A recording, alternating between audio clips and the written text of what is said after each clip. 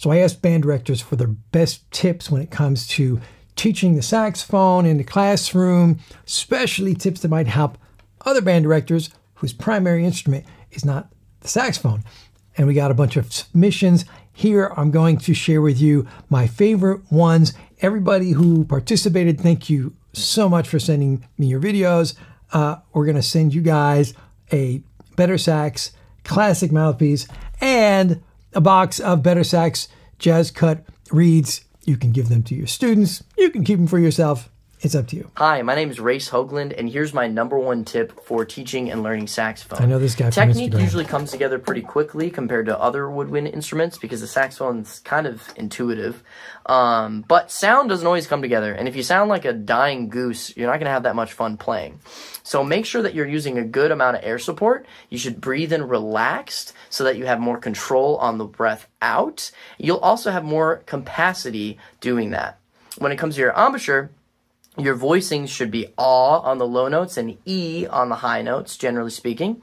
And then you'll want to have firm corners. That should probably be the tightest thing about your embouchure. If your teeth are clamping down onto the mouthpiece, you're not letting the reed vibrate. You'll almost want to have your bottom lip do more work than your bottom, like your teeth, your jaw. You don't want to be biting in any way. So try to get used to that. And then when it comes to classical versus jazz, try and have 2 different setups and almost 2 different embouchures for each. For jazz specifically, you'll probably want to learn how to subtone on the low range of the horn so you can get that nice, lush, warm sound. Anyway, I hope that helps. Amazing. Super. Thank you for that, Race. Yeah, Race has an amazing Instagram account and he's posting like saxophone tips, trumpet tips, like all sorts of stuff. Great player and great teacher. So go check out Race. Let's check out our next submission here. Hey, Carl Cox here. I'm a saxophonist and educator for 21 years here at Deptford High School. And I just wanted to reach out to my friends at the BetterSax website with Jeff and offer some insight to non-saxophonists that might be teaching in the school system all over the world. And one thing we could talk about is the crazy thing called embouchure. And this is how we form our lips around the mouthpiece. So one of the misconceptions with the embouchure with a lot of students is that you have to do all these weird, crazy things to get a great sound. And we're often confused by what we're taught. So to make this simple, we have to just look at the shape of the mouthpiece. And if you can see, there's a curve at the top that matches our lip. That curve at the top of the lip should match the curve of the mouthpiece. Never thought about that At the bottom of the lip, the reed is flat. We want a lower lip to try to be as flat as possible. So how do we do that? We try to bring our lip and stretch it out a little bit, and we push the corners in. But we want the upper part of the lip to match the contour of the mouthpiece. So when we're playing, it should be just a natural adaptation. So when I'm playing, it should look natural and no air escapes out the sides. Top lip, lower lip is flat, corners slightly back, not back, but slightly, and in.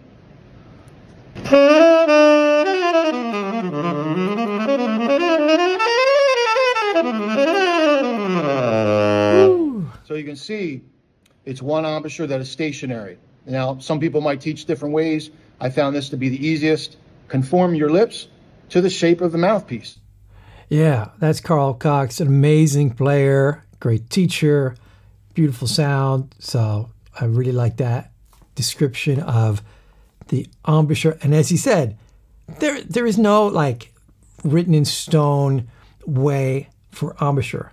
Everybody is going to find really what works best for them and then teach that. I always encourage people to listen to the different perspectives on embouchure and try everything out and then, you know, see what's getting you the best results. So don't get too caught up in my teacher told me one thing and I heard something else on the internet.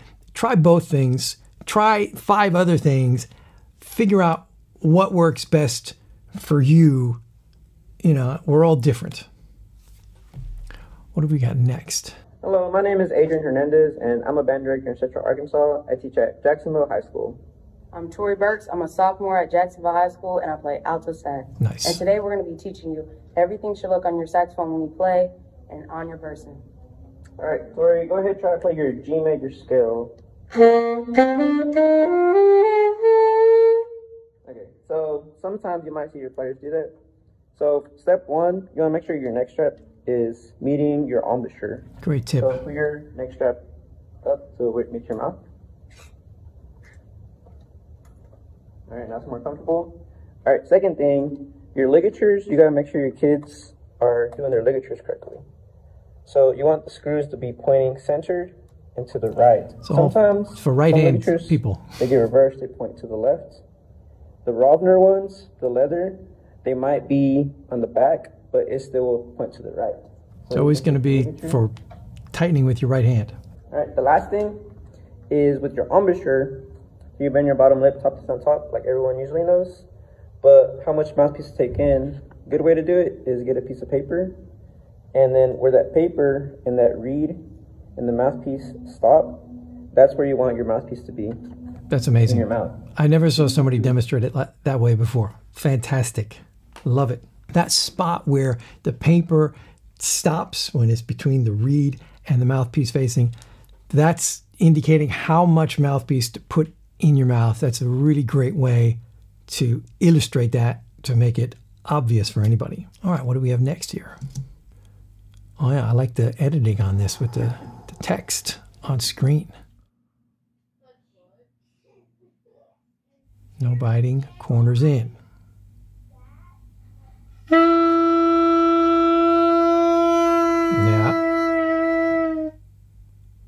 Right, keep it going straight, the mouthpiece.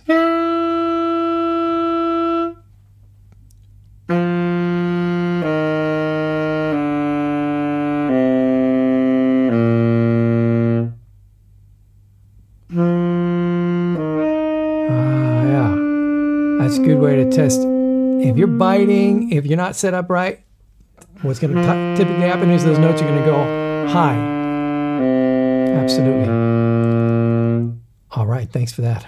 And next up. Hi, I'm Sam from Wisconsin, middle school band teacher, and I have a saxophone tip for you today.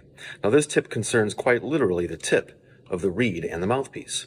Now most saxophone players align the tip of their reed with the tip of the mouthpiece so that they're even. Now if you're playing on a reed that feels too stiff, too hard, it's hard to blow on, if you take that reed and move it this way so that it's below the tip of the mouthpiece, it'll play more like a softer reed and be easier to blow on. Conversely, if you have a reed that is thin, it's weak, and you wish you had a stronger reed, if you slide the reed this direction so that it's past the tip of the mouthpiece just slightly, you'll find that it behaves like a thicker reed. And that's all there is to it. Happy practicing. After this video, I'm going to enjoy playing on my beautiful BetterSax sax. Woo! That's another great playing band director with an excellent saxophone. Sam, thank you. That's awesome that you have a BetterSax alto. And that tip about the placement of the reed, that's like something if you're not a saxophone player or a clarinet player, you just wouldn't know that. So the idea behind designing these BetterSax classic mouthpieces for alto and tenor was to give an affordable option. The alto one is like $39.99 and the tenor one is $49.99. So they're super affordable, but the quality is amazing. These are hand finished, made in the USA. That first mouthpiece for students, whether those are beginners that are kids or adults, we just want it to be easy to play in tune, be reed friendly, and get you a nice, beautiful sound from day one. And that's what the BetterSax classic mouthpieces are designed to do. Fantastic tips from everybody. I hope you guys learned something. I certainly did. Thanks to everyone who sent in their submissions, and feel free to share this video with any band directors you might know. Go ahead and watch this video next. You're going to love it.